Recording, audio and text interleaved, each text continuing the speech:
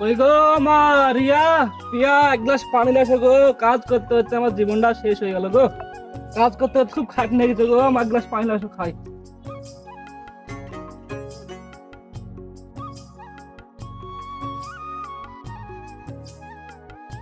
তোমার জন্য অনেকক্ষণ ধরে বসে আছি, তোমার জন্য এক বোতল শরবত করে ছেয়ে এলাও। দেও মা দেও।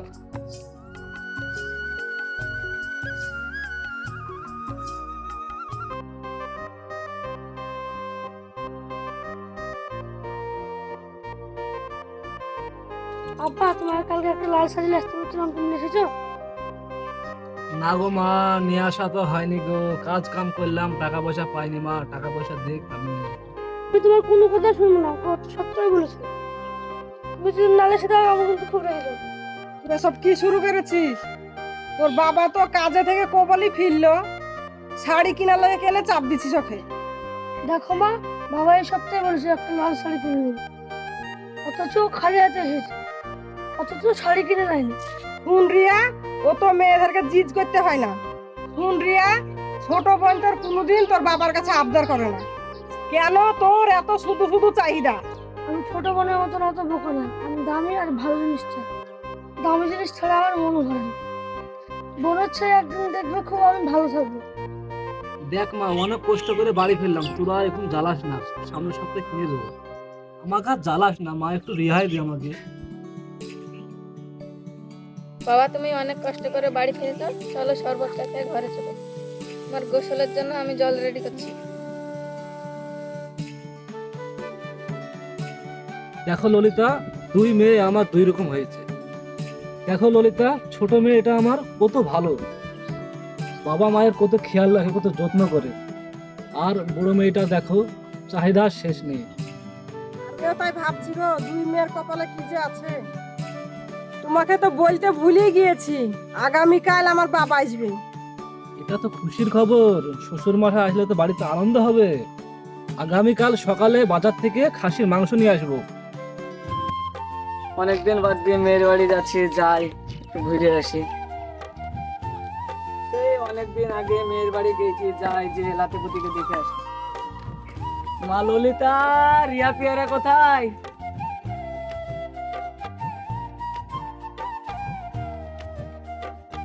হ্যাঁ বাবা, চলে এসছেন? হ্যাঁ মা, আমি চলে এসেছি। রিয়া পিয়া, দেখ তো নানা চলে এসেছে। না না, ভালো আছো তো? তোমার আসতে রাস্তায় কোনো অসুবিধা হয়নি তো? তোমাদেরকে তো ব্যস্ত হতে হবে না, আমি এখন ভালোই আছি। রিয়াকে তো দেখতে পাচ্ছি না, সে কোথায়? সে কি আর বাড়িতে থাকে, পাড়ায় পাড়ায় ঘুরে বেড়াচ্ছে। যখন ওর খিদের টান পড়ে তখন বাড়িতে আসে। ওই দেখুন আমি চলে এসেছি। না না, সর সর সর। আরে না, তুমি কিনে এসছো? তুমি একটা মা ললিতা, তোমার সঙ্গে একটা কথা ছিল। হ্যাঁ বাবা, বলেন কি কথা? আমার বড় নাতনির জন্য একটা সম্বন্ধ নিয়ে এসেছি। ছেলেটা খুব ভালো ছেলে, বিয়েটা হলে খুব সুখে থাকবে, ভালো খাবে, ভালো পড়বে। মা তোরা ঘরে যা। শোনো, আমি বিয়ে করবো না। ওদেরকে আমি কথা দিয়ে এসেছি, তুমি তোমার দুই মেয়ের মধ্যে যে কোনো এক মেয়েকে রাজি করো। বাবা ঘরে চলো, অনেকক্ষণ ধরে দাঁড়িয়ে আছো ওখানটায়। তোমার নানা প্রস্তাব নিয়ে এসছে, তুমি রাজি হচ্ছ না কেন মা? আমরা তো গরিব মানুষ, তোর একটা ভালো বাড়িতে বিয়ে হলে তুই তো সুখে থাকবি। তোমরা তো ভালো করে জানো আমি কিরকম ছেলে পছন্দ করি। একটা সাধারণ ছেলেকে আমি বিয়ে করতে চাই না, আমি এমন একজনকে বিয়ে করবো সে সব থেকে হবে বড় লোক। আরে মা, টাকা পয়সা সম্পদ কোনোদিনই সুখ দিতে পারে না। ছেলেটা অনেক ভালো, তুই ওকে বিয়ে করলে সুখে থাকবি। জামাই, রিয়া যদি বিয়ে করতে না রাজি হয় তাহলে পিয়াকে রাজি করাও। পিয়া, তুই তো ছোটবেলা থেকে আমার কোনো কথা অমান্য করিসনি, তোর কি এই বিয়েতে মত আছে? তুই যদি রাজি থাকিস তাহলে আমি ওই ছেলের সঙ্গে তোর বিয়ে দেবো। তো চেয়েছিলাম তোমাদের সঙ্গে সারা জীবন থাকতে, সুখে দুঃখে তোমাদের সাথে থাকতে। ওরা যা ভালো মনে করবে তাই করো। আচ্ছা বাবা, তাহলে আপনি ওই ছেলেটাকে বলবেন কাল যেন পিয়াকে যেন দেখতে আসে। আমার নাম নাইম। ছোটবেলাতে আমার বাবা মা মারা গেছে, আমি আমার নানির নানার কাছে মানুষ হয়েছি। তোমার যদি কোনো আপত্তি না থাকে তাহলে পিয়াকে বিয়ে করতে পারো। চাচা, আমার শুধু একটা ভালো মেয়ে চাই, আমার কোনো চাওয়া পাওয়া নাই। রিয়া যদি আমাকে বিয়ে করতে রাজি থাকে আমার কোনো অমাত নাই। আগামী শুক্রবারে একটা ভালো দিন আছে, সেই দিনে বিয়েটা ঠিক হলো। এখন তাহলে আমরা যাই।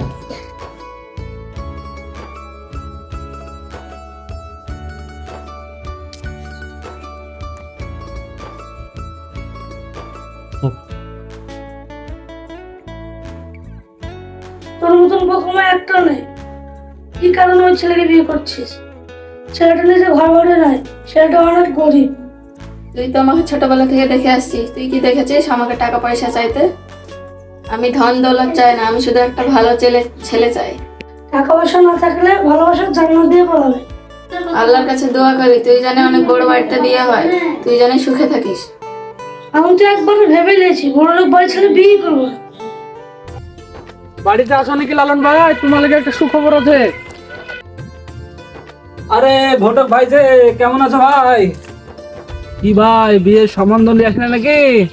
তোমার বড় মেয়ের রিয়ার জন্য খুব ভালো সম্বন্ধ এনেছি, বড় লোক বাড়ির সম্বন্ধ নিয়েছি। ছেলের অনেক ধন সম্পদ, তোমার বড় মেয়েকে পুরো রাজনীতি করে রাখবে।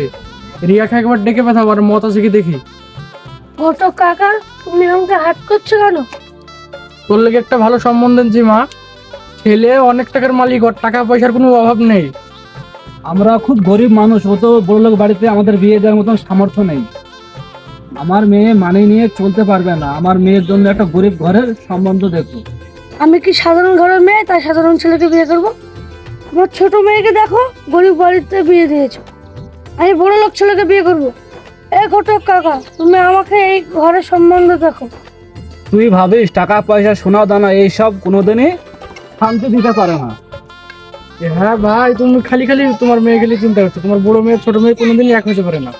তোমার ছোট মেয়ে কোনো সাধারণ ঘরে বিয়ে করেছে, তোমার বড় মেয়ের ইচ্ছা কোনো বড় লোক বাড়িতে বিয়ে করবো। আমার মনে হয় তার ইচ্ছাকে সম্মান করা উচিত। আমি এখানেই সম্বন্ধ করি, দেখবে তোমার মেয়ে খুব ভালো থাকবে। দেখো তোমার যা ভালো হয় তাই মনে করো, আমার মেয়ে সুখে থাকলেই আমার ভালো। আমি এই শহরের সব থেকে বড় লোক, আমার টাকা পয়সার কোনো অভাব নাই। সৃষ্টিকর্তা আমাকে টাকা পয়সার কোনো অভাব দেয়নি। আপনার মেয়েকে আমি বিয়ে করে ঘরে নিয়ে যেতে চাই, কিন্তু আমার একটা শর্ত আছে। হ্যাঁ বাবা বলো, তোমার কি চাই? আপনার মেয়েকে আমি বিয়ে করব, কিন্তু আমার একটা শর্ত আছে, আমাকে 1,00,000 টাকা দিতে হবে। কি যে বলো বাবু, অত টাকা আমি কোথায় পাবো? গরিব মানুষ। 1,00,000 টাকা না দিলে আমি এই বিয়ে করতে পারবো না। আব্বা, উনি কত বড় ব্যবসায়ী, আপনি 1,00,000 টাকা দিতে পারছেন না? আপনি কি 1,00,000 টাকা জোগাড় করতে পারছেন না?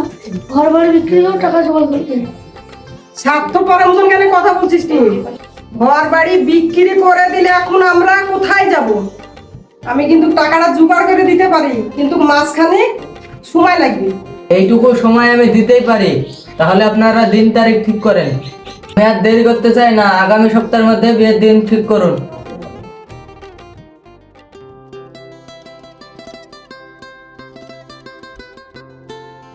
তোমার আব্বা ফোন করেছিল, তোমার বোনের বিয়ে লেগেছে। তাহলে তো খুব ভালো খবর। শুনতে পেয়েছো ছেলেটা কি করে? শুনেছি যে ও অনেক বড় ব্যবসায়ী। তোমার বোনের কপালটা তো তোমার মতো হয়নি, আমার মতো হতভাগা। আমি তোমার সাথে অনেক সুখেই আছি। ছোট থেকে টাকা পয়সার উপর লোভ নেই, বড় বোনের ইচ্ছা সে বড় লোক বাড়ির বউ হয়ে। সৃষ্টিকর্তার কাছে দোয়া করবো যে ও অনেক সুখী থাকে, ভালো থাকে। আমরা দুজনেই যাব, কি দিব ঠিক করেছো? আমার তো গরিব মানুষ, আমি ঠিক করেছি একটা নাকমাছি দিব। ঠিক আছে, আমরা সকাল সকাল দুজনেই বেরিয়ে পড়বো।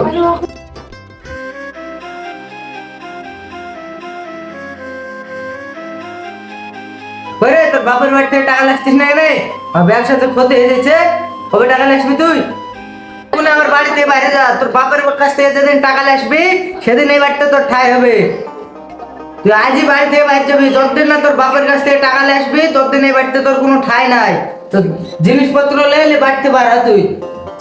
ঠিক আছে, আমি যার সাথে টাকা আসছি। আমার ব্যবসায় বড় সড়ো লস হয়ে গেছে, তোর বাপের কাছ থেকে সুজা টাকা নেয়, বাড়িতে এক মুহূর্ত তোকে থাকতে দেবো না আমি। খাওয়ার ঘরে শুই থাকা, তোর বাপের বাড়িতে যেদিন টাকা আসবে সেদিন খাইতে পাবি বাড়িতে, তাছাড়া খাইতে দেবো না। তুই সুজা বাড়তে পার আজ। বাবা তো কদিন আগে 50,000 টাকা লিখে দিলাম। আমি কিছু জানি না, তোর বাপ যা করে পারবে তাকে টাকা দিতে বলবি, নাহলে তোর এই বাড়িতে ভাত নাই। শুধু শুধু আমার করে যাচ্ছে কেন? আমার বাবা এত টাকা কোথায় পাবে? তোরা এত টাকা কোথায় পাবি সেটা আমি দেখবো না, আমার টাকা লাগবে বলেছি, তোর টাকা লাগবে। এই তো সপ্তাহ খানিক হলো আমার 50,000 টাকা লিখে দিলাম। যতবার টাকা যাবো তোকে ততবার টাকা লেসে দিতে হবে। আমাদের বিয়ের সময় বাবা মা বাড়ি গাড়ি বেচে 1 লাখ টাকা দিয়েছিল। যতবার টাকা চাবো ততবার তোকে টাকা লেসে দিতে হবে। তুই টাকা আনতে পারলে বাড়িটা ঢুকবি, নাহলে বাড়িটা ঢুকবি না, তোর লেগে দরজা বন্ধ বাড়ি। তোকে টাকা লেসতে টাকা আনতে হচ্ছিলে, বাড়িতে টাকা লাগবে, টাকা লাগবে, টাকা লাগবে। দেখতে পারা, দেখতে পারা, দেখতে পারা। টাকা যেদিন লেসতে পারবি সেদিন বাড়িতে ঢুকবি, তার আগে বাড়িতে প্রবেশ করবি না।